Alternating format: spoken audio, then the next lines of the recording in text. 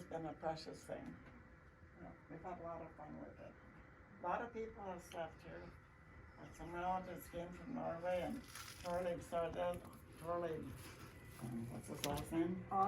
Hob saw this, and he said, "Yes, Costello, how do you not? He was going to sleep here that night. Mm-hmm. He was staying with my uncle, and my uncle wasn't very happy about that. But he did. He stayed here, and early in the morning, he was out walking around." Mm-hmm. Knock, knock. Välkommen. Hello. Wow. Hi. Wow. God eftermiddag. Ja, tack. We are so delighted to have been invited into your stabbur. Would you please tell us a little more about this building, Janet, and how it came to be on this property? Well, shall repeat that? Yeah.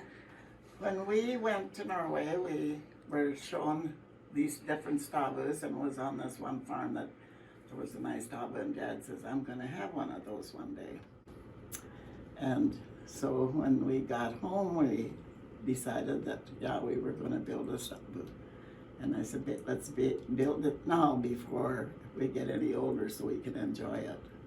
So the next summer, Norman Storty came out and helped Dad build this stabbur. We went to Wisconsin to get the logs, and we ran out of nails, so them was a square nail, so I had to drive down to Wisconsin someplace, so I had to go and get more nails for them.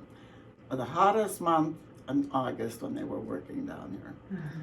But it was fun, and we got 2 bunks put up, and the cupboard in the corner is the one that Ovi's folks had a wood carver make for them when they were in Norway. And the kids said, that belongs in the stabbur. Mm.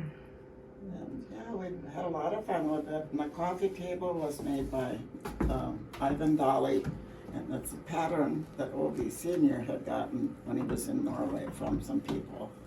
So it's a typical Norwegian table. And this is where they would sit and have their coffee, was at these little coffee tables. And there have been different relics that we've gotten picked up along the way.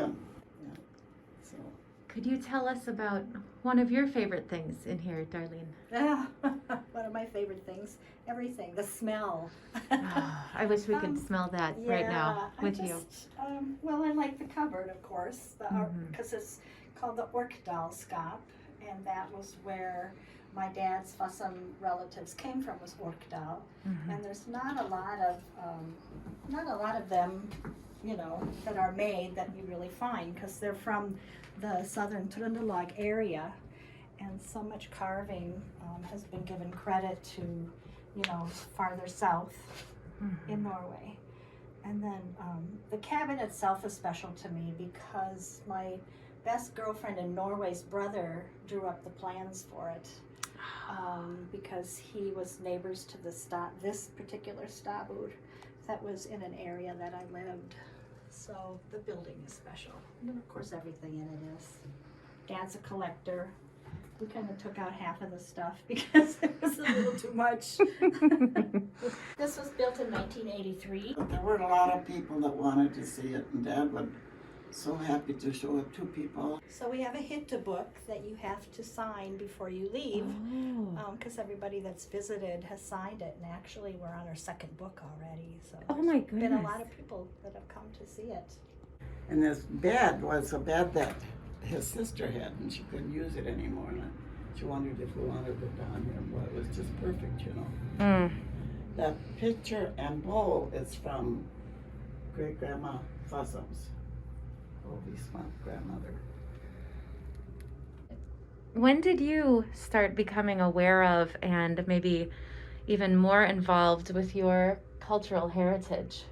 I suppose maybe when the girls were in school, because they'd have to write articles or something, and then we got busy with looking into it. And we found a lot of things. But now that I have more time, I'm trying to figure out who some of these people are on some of these old pictures. And I think, Mom, your cultural heritage has always been strong. Oh, yeah. It's always been strong. It's been so strong that it just seems like such a part of her life and our lives as well. Like the Krumkaka, for example, that we're kind of focusing on today. We were talking about it, and this will grace the Christmas table for 6 generations because her grandmother had it, her mother, she did, you know, I did, my son, and now my grandkids are familiar with it. So it's just been really strong in her life. It's just been such a part of it. Could you tell us a little bit about your clothing today for those of you who don't understand what they are wearing? Well, this is a working bunad that I have on, and Mom has on as well, and there's no really particular valley or area it's from. The working bunad or drak bunad basically has a striped skirt, you know, with a solid color vest, but nowadays there's so many different variations. I actually got this fabric and took a class from Sue Sutherland Okay. when we had her at Vesterheim teaching. So this one I made myself, and then the blouse I bought in Norway 2 years ago when I was over there visiting some Christmas markets at Christmas time. And then Mom's bunad, maybe you want to talk about yours. Well, some of the ladies in Spring Grove decided we should have a Spring Grove buna. So they worked with us a while, and they decided they got the fabric, and there were several of us then that met at Giants and had our sewing machines with, and we cut out our working bunas and start putting together, helping each other get fitted and so on and so forth, and it was really fun. I'm going to peek out your door. Can you tell me a little about the door and the rose mulling that was done on your door? Well, Ovi had seen some of the rose mauling that Darlene had done, and he was so determined to get some kind of painting on the stabbur, some rose mauling. And he asked Darlene if she would like to paint that door for us, and she said, sure, I can do that. So we took the door off and took it up to Arlene's, and she did a beautiful job. She sure did. And actually that's the telemark style of painting. This is the telemark. I have lived here for 72 years. Ovi was here in 47. We were married in 48, and I've been here ever since. And we just loved it. That's why I'm staying here now, because Dad and I lived here for as long as he was living, and I'm still here. Yeah. At 93, she had to give up mowing the lawn. 93, my Yeah. goodness. This farm, we really enjoyed this farm. Absolutely. Obi thought he was proud of his farm. Well, Darlene, you have been doing something very interesting in the past. When I was living in Norway, my Norwegian mother-in-law was always baking cookies for Christmas. And I was living down in Oslo at the time, and the Aftenposten, which was the big newspaper in Oslo, that was in 1979, had done a feature story on the 7 favorite cookies of Christmas. And I remember cutting that out. And interestingly enough, there used to be many more than 7 cookies that people would bake, and then they just started, you know, as women started getting busier, working outside of the home, it kind of dwindled down to the 7 at that time. And so moving back over here and working at Vesterheim Museum, I started teaching the 7 cookies of Christmas. And I like to call them the traditional immigrant cookies, because these were the cookies that they brought, you know, our ancestors brought with them and still made at Christmas time. Krumkaka and rosettes and fatiman and a Berliner Kranzer and a syrup snipper and sunbuckles. Yeah, so I've been teaching that class, and it's also the same cookies that I grew up with, that Mom has made for Christmas. And you know, they used to do cookie exchanges, like Vivian Lansom would make. She was known for her sunbuckles. And so Mom would make the Krumkaka, and at Christmas time they'd switch so that we would get the sunbuckles, and Vivian and her family would get the Krumkaka. And it's just been such a big part of our culture. One of the things that I like to say at class is that people interchange the words so much. So Krumkaka is the cookie. They're both like a curved shape, but the Krumkaka, like here, is actually made with eggs. And some people have called that strull, and my grandma used to call it goro. And strull is more like this cookie, and it would be more on a dowel. So I just have a smaller cone, and that does not have eggs in it. That's basically cream and flour and sugar and a little, I have used almond. So where this is the butter and the milk and the eggs. So that's the differences. And then goro, which some people call them, is actually a flat cookie and one of the oldest cookies. Do you remember, I don't know if your mom ever told you, but we invited her to Norwegian Ridge Language and Culture Camp, and she had quite a fit with her iron that day, as I recall. It was giving her a little problem for a little while. But it was fun. What is your favorite Christmas tradition? Oh, Christmas Eve, it was always oyster stew. Always had oyster stew on Christmas Eve. And of course, on Christmas Day, it was lutefisk and lefse and all those goodies. Yes. You know, yeah. And we still do. We have oyster stew on Christmas Eve and lutefisk on Christmas Day. Yeah. Yeah. We still have it. Meatballs and potatoes. And you should tell about your Christmas when you were young, what you remember the most. My dad, it was Christmas, and my dad said, well, I suppose we have to have a Christmas tree, so he went up in the woods and got a cedar tree and brought that home. And then we had these little clip-on things that you put on the tree that holds a candle, a real candle. So we'd have our oyster stew, and then we would go in the living room and light the candles and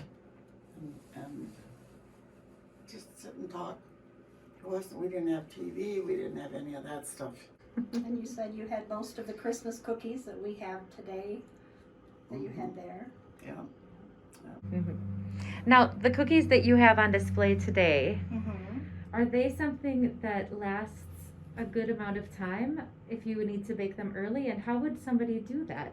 How would they store them properly? Store them in a shoebox. That's how they shoebox. used to store them, in shoeboxes. Yeah, we usually put them in cardboard, or Mom puts them in Tupperware. You can freeze them too if you want, but these will last until Easter. You know, a lot of those cookies will last as long as you have an airtight container and keep them away from humidity. You know, they'll stay nice and crisp. In an airtight container. Yeah. So some of the more adventurous culinary blogs that I see from Norwegians sometimes feature very elaborate spreads with stuffed versions of this cookie. And is that something that has always been happening, or is it more like a chic thing to do right now? I think, you know, in the last maybe 10, 12 years in Norway, you know, they have the new cuisine, new Nordic cuisine, and basically the new Nordic cuisine hasn't changed a whole lot other than they're using a lot more natural things, like they do a lot of foraging. Like the Krumkaka, I have the whipped cream there because we used to put whipped cream in them. But now you can use, you know, make up a whipped cream with different, like juniper berries, and that, or those type of things. You can even take them and dip them in chocolate. If you have a chocolate that's going to harden up and not be like a ganache or anything, you can dip them in chocolate. And I've seen them even where they've been dipped in chocolate and then have sprinkles put around them. But I think a lot of it is, you know, they're really taking old and just making more fun, modern, exciting versions of them. And when they were making those, they didn't have all these electric appliances like we have today. Yeah, we're They pretty were lucky. making them on the wood stove. Their lefse and their Krumkaka iron and everything was heated on the wood stove. They tasted better too on the wood stoves. Everything tastes better on wood stove, doesn't it? It does. Oh, it's a fun place. It is. We are so thankful for the tour today. And I hope you know how important what you both do is to our community and to our Norwegian American legacy in this area. After all, it's the birthplace of so many wonderful farming generations. And a rich history could be lost if we don't do things like this. And so that's why we're so grateful that you, Janet, have been such a helper with Giants as well. Thank you. That's how I grew up. And Sons of Norway, too. This is what we had to do. And you know, we have wonderful people in Spring Grove, too, that encourage us to keep on with some of this, too, you know. Mm-hmm. We always say, oh, the young people don't care, the young people don't know. But as long as we have, you know, resources like this, it seems to be when people are in their 30s, you know, or so forth, they start really, you know, caring about their traditions and wanting to know more, and they want to know more about their family. We're so lucky because, you know, we've got this history that we know about, but when I think of families that don't really know where they come from or where their parents came from, and we just have to be really supportive and keep our own traditions and history alive so that we can teach other people how to search out theirs as well, even if it's not Norwegian. Lila Lane and I would sing Silent Night in Norwegian. Her mother played the organ, so we went over to their house to practice. And that was fun. I used to sing solos down at Highland. Glade jul, hellige jul, engledalen du skjul. Hide fleve med paradisgrønt, hvor det ser hvorfor Gud skjønt. Landlig iblant oss går, landlig iblant oss går. Is it time for some coffee? Mm-hmm. I think we should have some coffee. Coffee Yes. tea. Coffee tea or kaffestua. Yeah. And then, what is it, the Danes or the Swedish that say fika? Fika, that's the Swedish. The Swedes. Okay. Well, we have to be inclusive, They you know. have some So. fika. Yeah. So this all is of Darlene's things. the Krumkaka batter, as you said before, is the one that has The eggs the in it. eggs. Yeah. Yep. Okay. And I never had Krumkaka growing up. We always had strull, but we called it Krumkaka. Mm-hmm. Well, we called it strull too, I guess. And goro. And I've heard that all my life too. I think just interchangeably. So it's really great that we're learning about the difference today. Like the Romagrot, Fliptagrot, right? Yeah. So as you see, she put it around the cone-shaped apparatus. What is that called? The cone-shaped tool. What is that called? Well, it's a Krumkaka form. Gorgeous. For the strull, they just used a plain, like a, Like a dowel. yeah. Yeah. I learned that from Arne Brimi, who was a chef in Norway. And he was, you know, really, he was the big chef back in the 70s and 80s. And I talked to him because he was from Lommen. We were in Lommen. He had his own store and things. And he's the one that set me straight on the Krumkaka and strull. He said the strull was also round. Like there's a dowel in here. Is there a dowel in here? Underneath I there. didn't put that dowel in there. But what's nice about the cones when you use them is that if you have a dowel, it has to be perfectly round so you can twist it and get it off. Yes. Where with the cone, it's so easy to just tap it. and Yeah, let it- I was noticing that technique. Now I'm going to make one of those cups, I think. Ooh. How did you do that? And then my dad would put sotsoppa in there probably. You just put it over a Yeah. custard cup. Oh, And I think that's kind of cool. And it doesn't take long for them to cool it all. You got to be really quick. That's why we only use the single Krumkaka iron. okay. Yeah, you'll get right behind otherwise. I'll just let that stand. That's cool. Fill it up. That would be nice to put, you could put whipping cream with The berries. what are those red berries? Well, you could do any kind of berry. Yeah. But what's that good one from Norway? Oh, lingonberries. Oh, Lingonberries. yum. Ice cream. You could put ice See? cream in there. Oh, Isn't that that is nice? gorgeous. Yeah. Yes. Look at that Then you have beautiful, to have beautiful. a bigger container to keep them in. Oh, I had one in there. Oh, I Huttama too. What does that mean when she says that? It's just an expression. Is it dirty? Could be, who knows?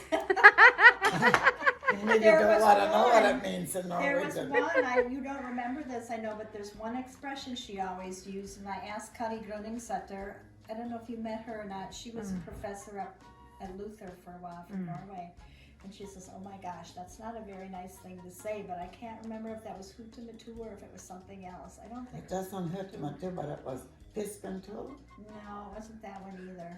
So, yeah. Oh. Well, there are some of these Norwegian sayings that aren't very nice if they were translated. Yeah.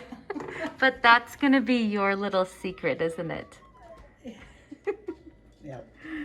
And then this kind of shows all the different, I didn't realize I had so many different. Yeah, you have quite a collection. This is one my girlfriend, when I was over there, visited, she gave that to me. Really? Where you put the Krumkake in here and then you save your fingers from getting them hot. Oh my goodness. But I like doing it the other way. Kind of looks like one of those old-fashioned heat curling irons. Yeah, it does. And you can see the variations of the round, you know, how big they are. There's longer, Lots thinner. one on here. Yeah. Oh, that's for Lee. Yep. Here's another one for Lee. Maybe you want to focus in on the batter before she uses it all up. Yes, to please. see. Do you have a spoon? Oh, that's pretty thick, it looks To like. see how, The viscosity, yeah. so to speak. So that's, you know, it's Yeah. almost like, oh, what It's would like you a say? custard almost. Like a custard or Yeah, a vanilla sauce. So it's very thick. that would run right out of your. Mm-hmm. And then the strull with just the cream and sugar and flour, that's a lot thicker than this as well. And she's using a small scoop. You know, that fills up the iron nicely. Okay, that's like a mini ice cream scoop. Yeah. I got another You want to, you know, when you Losing put the track dough here. into the iron, if you kind of put it towards the back of the iron, and then that'll fill out the pattern much more. Then if you put it in the middle, then you might have some coming out of the edges, especially if you have. There, I'll let you back. And then here's the Krumkaka iron that you put on top of the stove. Oh, I did These not are like the old that. ones, and see, this is my favorite. This is what I have an electric, and I use this because they get thinner. But you know, they've graduated, and in history, if you anybody ever remembers seeing where they had handles this long, Oh yeah. and then they had this on the end of it, that was for fireplaces. Yes. And then they had the large part like this, and some even would fit down into the hole on the wood stove. Wow. And now they've graduated to the one where you can put it on the stove top. And you know, also some people say they don't like these because they don't get the same color on both sides, but when you're turning it, you only see the color on the one side anyway. So. Yeah. Yep. And also with these, in the old days, I was told that blacksmiths, you could almost tell where that Krumkaka, where the district came from, because the blacksmith that would make these would have his own type of design on it. That is so. So there's different designs on different irons, but so if you don't have an electric one and you have this, you know, don't be discouraged.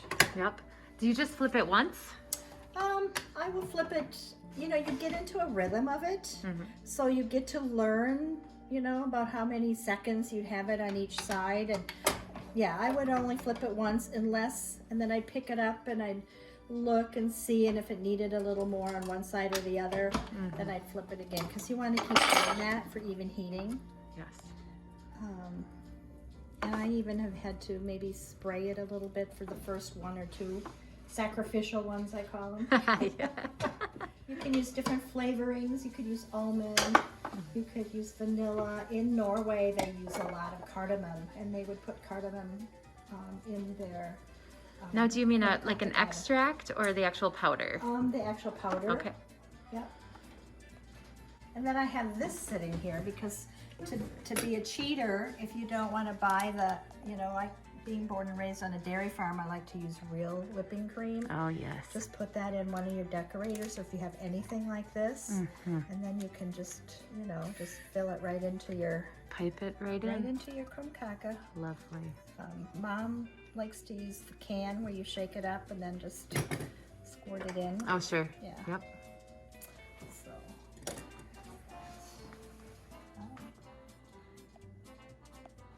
yeah. Yum, yum, yum. This is Christmas right here.